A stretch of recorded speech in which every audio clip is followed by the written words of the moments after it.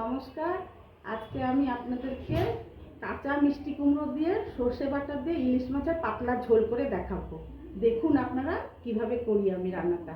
এই যে আমি সর্ষে আর এই যে আর 4টে কাঁচা লঙ্কা নিয়ে নিয়েছি।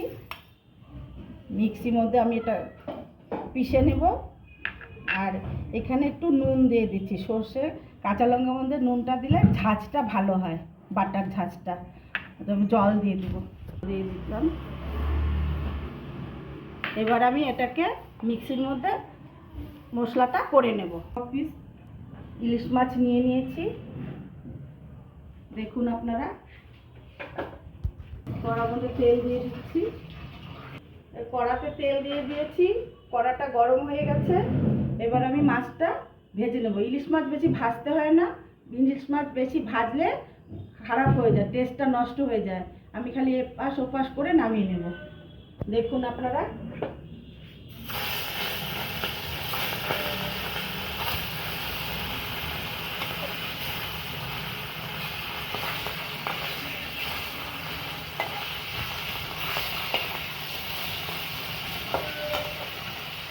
আমি এটা এই থালাটার মধ্যেই নামিয়ে নিচ্ছি।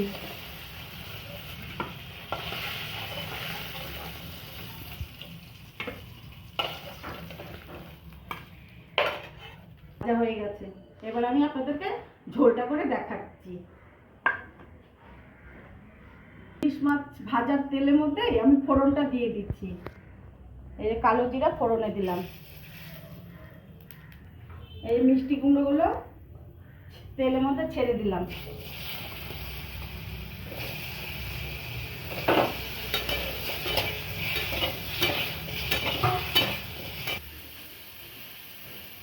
এই 1 চামচ হলুদ দিয়ে দিচ্ছি। হলুদ দিয়ে কিছুক্ষণ ভেজে নেব, এই 1 মিনিটের মতন ভেজে নেব।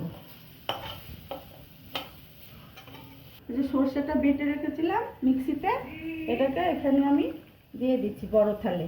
এটাতে আরেকটু জল দিয়ে, বাটিটার মধ্যে আরেকটু জল দিয়ে আমি এটাকে আরেকটু সর্ষে বাটাটাকে পাতলা করে নেব।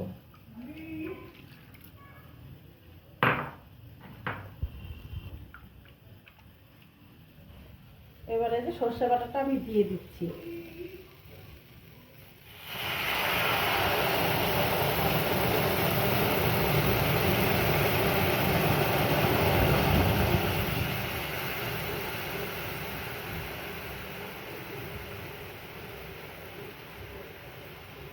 এই যে এটাকে আর দেবো না, এটা খোসা, এই খোসাগুলো আর দেবো না। একটু উপরের পাতলাটা দিলাম, এই খোসাগুলো ফেলে দেবো।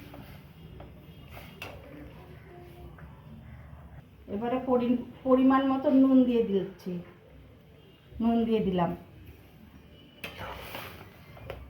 থালাটা দিয়েই আমি এটাকে ঢেকে দিলাম। এই 3 মিনিটের মতো ঢেকে রাখবো, তারপরে নামাবো। কুমড়োটা সেদ্ধ হয়ে যাবে, তারপরে মাছগুলো আমি দিয়ে দেবো এর মধ্যে। কুমড়োটা সিদ্ধ হয়ে গেলে আমি ঢাকনাটা খুলে দেখছি কুমড়োটা সেদ্ধ হয়েছে কিনা।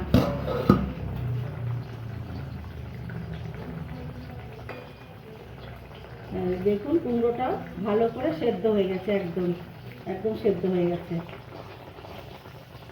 আমি মাছগুলো ছেড়ে দিচ্ছি।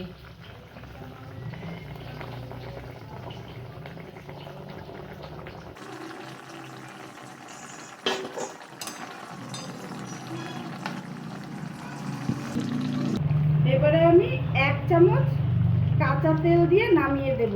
ইলিশ মাছ তো বেশি সেদ্ধ করে না, একদম নরম মাছ, এই জন্য এখনই আমি নামিয়ে দেবো এটাকে। আমার রান্না হয়ে গেছে, এটাকে আমি নামিয়ে দেব। রান্না হয়ে গেছে আমার। এবারে আমি এই যে নামিয়ে দিচ্ছি।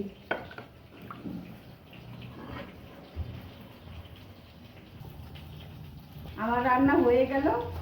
যদি ভালো লাগে সাবস্ক্রাইব, লাইক, কমেন্ট, শেয়ার করবেন। ভালো থাকবেন, সুস্থ থাকবেন।